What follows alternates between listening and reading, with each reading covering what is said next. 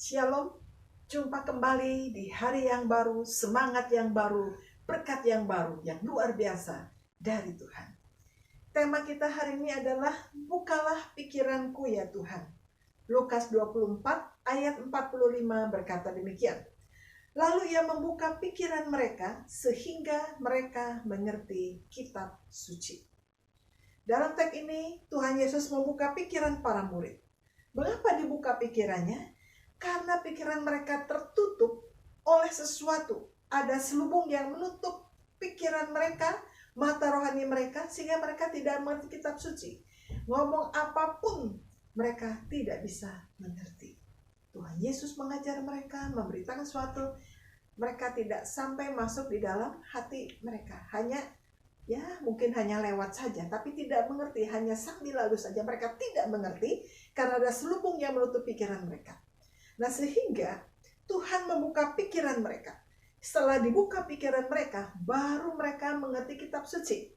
Nah, kalau mereka mengerti kitab suci, berarti pikiran mereka sudah terbuka.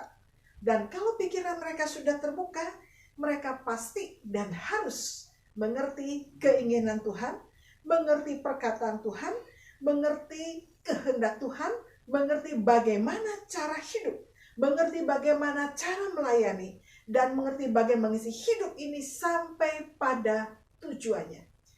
Nah, untuk mengerti itu memang ada pikiran, ada selubung yang harus dibuka. Seringkali dalam hidup kita banyak tidak mengerti firman Tuhan. Kita datang ke gereja, setelah itu kita lupa dan tidak ada masuk sampai dasar hati terdalam.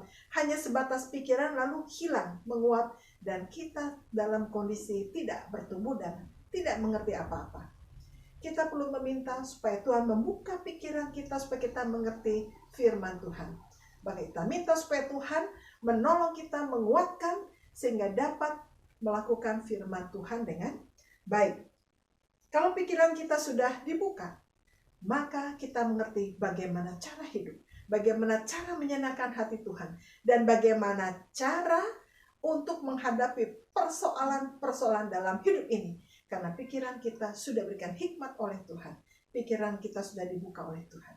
Sebab itu, mari mulai saat ini selalu meminta kepada Tuhan. Tuhan, bukalah pikiranku, supaya saya mengerti rencana Tuhan.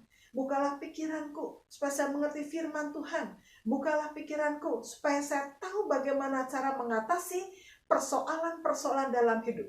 Tuhan, bukalah pikiranku, supaya saya tahu bagaimana menyelesaikan setiap masalah demi masalah dengan kekuatan dan campur tangan Tuhan. Supaya saya mengerti firman Tuhan, saya mengerti kehendak Tuhan. Sebab itu mari, setiap waktu, setiap saat kita selalu meminta pada Tuhan. Tuhan, bukalah pikiranku.